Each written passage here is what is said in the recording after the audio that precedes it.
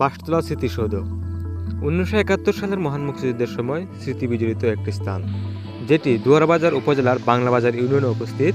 বাঁশতলা মহান মুক্তিযুদ্ধের সময় 5 নং সেক্টরের সাব সেক্টর ছিল।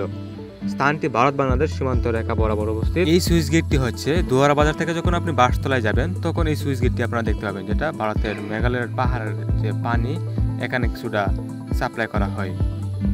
এখন আমি বিজিবি ক্যাম্পের পাশ দিয়ে যাচ্ছিলাম, তো হঠাৎ করে দেখতে পেলাম যে একটা অটো অ্যাক্সিডেন্ট করেছে। তাই সবাই এখানে ভিড় করে তাকে দেখতেছে। ওই দিক দিয়ে অন্য একটা অটো উকি মেরে দেখতেছে।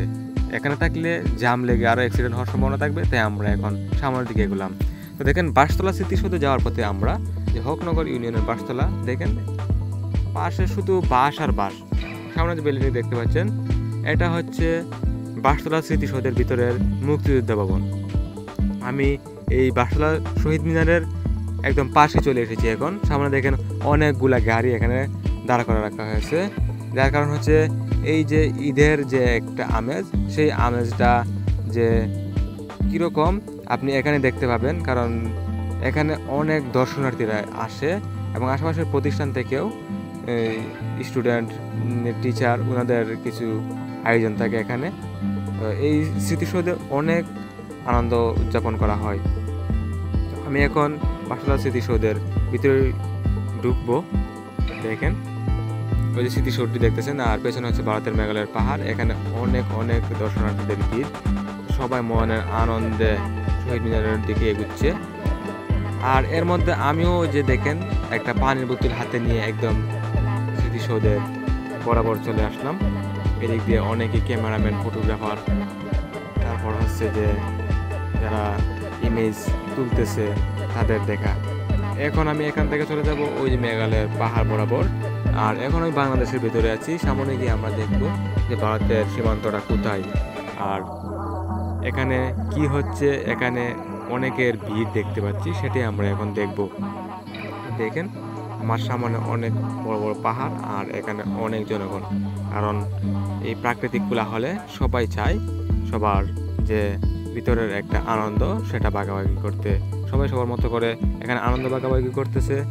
দেখতেই পাচ্ছেন একটি পাহাড়ের নিচে একটি লেকের মতো রয়েছে। এই লেকের পাড়ে অনেকেই ছবি তুলতেছে। এখন আমি ভিন্ন কিছু দেখবো। দেখেন একদম পাহাড় বরাবর বাঁশ ঝাড়ের নিচে বাঁশতলা একজন প্রাকৃতিক কাজ সারলো। আর ওই দিকে একটা টং আছে, ওই একদম পাহাড়ের নিচে দেখেন টঙের ভিতরে অনেক মানুষ। এই জায়গাটাও হচ্ছে বাংলাদেশের ভিতরে। ওই যে দেখেন একটা সাদা পতাকা উঠতেছে, এটা হচ্ছে ভারত বাংলাদেশ সীমান্ত পিলার।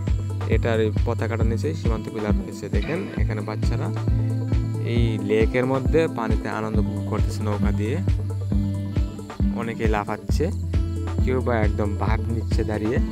তাই আমিও একটু ভাব নিলাম আর কি। দেখেন অনেকে অনেক লাফালাফি করতেছে পানিতে। আসলে নতুন পানি হয়েছে, এটা অনেক ঝামেলাযুক্ত পানি। দেখেন আমার শুধু ফোকাসটা ওইদিকে যায়। খুবই সুন্দর একটা জায়গায় টং বেঁধে এখানে তারা সময় পার করছে। এদিক দিয়ে দেখেন যুগলরা ঘুরতে এসেছে। তো এই যে দেখতে পাচ্ছেন সুন্দর একটা জায়গা চলে আসছি। এখানে অনেকটা আয়োজন হয়, এখানে অনেক অনেক ক্যাম্পিং হয় এখানে অনেকের। তো সামনে দেখেন আরেকটি মঞ্চ, দুঃখ দিয়া কি পাইলাম, এটা লিখে রাখছে এখানে। তো এটার ভিতরে দেখবো স্মৃতিসৌধ, মুক্তিযুদ্ধ স্মৃতিসৌধ, এর ভিতরে আমরা প্রবেশ করতেছি। তো দেখেন এখানে কিছুটা খেলাধুলার ব্যবস্থা রয়েছে বাচ্চাদের জন্য, বিনোদন। আর ওই দিক দিয়ে ছবি তোলার মতন একটা পয়েন্ট বানিয়ে দিয়েছে।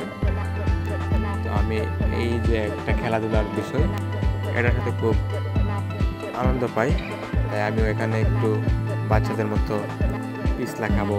সেই পিছলা খাওয়ার জন্য রেডি হচ্ছি। আবার পেছনটাও হাতাইতে ইচ্ছা হইতেছে যে পেছনটা কি জলে যায় নাকি সিলে যায়, সেই বই একটু ধাবা দিয়ে নিলাম।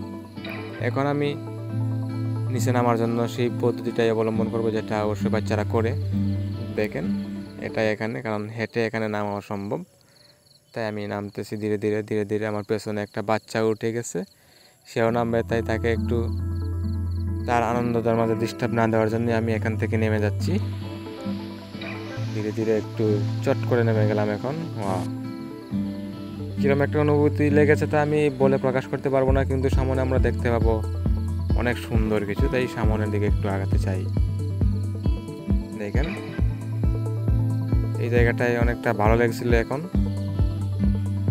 চারিদিকে যে মেঘালয়ের পাহাড়গুলা, এখানে যে একটা স্মৃতিসৌধ রয়েছে, এটার পাশে যে জনগণের ভিড়, আর পাশে রয়েছে অনেক মুক্তিযোদ্ধাদের সমাধিস্থান। এটা একটা ফিল্ড। তো এই যে বাসতলায় আপনারা কেমন বাস উপভোগ করলেন তা অবশ্যই কমেন্ট করে জানাবেন।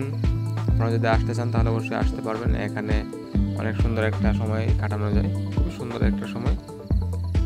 এখন আমাদের এখান থেকে যাওয়ার পালা। তো আমরা এখন যাব।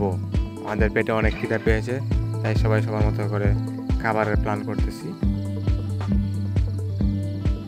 নিয়মিত যদি আপনারা আরও ভিডিও পেতে চান তাহলে অবশ্যই চ্যানেলটাকে সাবস্ক্রাইব করে রাখবেন। দেখেন, এটা হচ্ছে সেই সুইচ গেট। একদম পচা কিছু পানি এসেছে, বৃষ্টির নতুন পানি, এটাতেই লাফালাফি করতেছে না বুঝে, তাও বিনোদন পাইল। দেখেন, আর কিছুদিন পরে এখানে প্রচুর পানি হয়ে যাবে, তখন অনেক সুন্দর লাগবে। আমি আবার যাব এখানে, কারণ এখানের যে প্রাকৃতিক পরিবেশ সেটা আমাকে বারবার মুগ্ধই করে। এই যে পানিগুলো মূলত ভারত থেকে আসে, মেঘালয়ের যে ঝর্ণার পানিগুলো, সেই ঝর্ণার পানি এদিক দিয়ে বাংলাদেশের ভেতরে একদম সুমধ্যে এসে একাকার হয়। এখন আমি এখান থেকে চলে যাব। এখন ধীরে ধীরে বিকেল হয়ে যাচ্ছে, তাই বাসার দিকে ফিরতে হবে। যাই হোক, এখানে এসে আবার খাবারের কথা ভুলে গেছিলাম, তাই আবারও আমরা খাবারের দিকে রওনা হব। আর ভালো মানের খাবার খেতে হলে অবশ্যই আপনাকে দুয়ারা বাজার, যে জায়গাটা, দুয়ারা বাজারে যেতে হবে। তো সব জায়গায় ঘুরে ফিরে এসে এখানে ক্লান্ত হয়ে অনেকে রেস্ট নিচ্ছে। দেখেন, গ্রামীণ একটা সুন্দর পরিবেশে। এখন আমারও যাওয়ার পালা, তাই আমাকে এখন আমার রকেটে উঠতে হবে। রকেটে ওঠার আগেও দুইটা সুড়ঙ্গ দেখে নিলাম, খুব সুন্দর সুড়ঙ্গ। দেখেন, সুড়ঙ্গ দেখতে দেখতে আমরা চলে আসছি একদম সে একটা রেস্টুরেন্টে। এটা হচ্ছে দুয়ারা বাজারের উপজেলার মেইন বাজার। এই বাজারে আছি আমরা এখন, গুপসু দিয়ে পরোটা খাওয়ার ধান্দায়। কে কয়টা খেতে পারে সেটা কথা নয়, কথা হচ্ছে হালকা কিছু খেতে হবে, সেটাই। তাই খেতে খেতে শেষ করে নিলাম। ধন্যবাদ সবাইকে সাথে থাকার জন্য।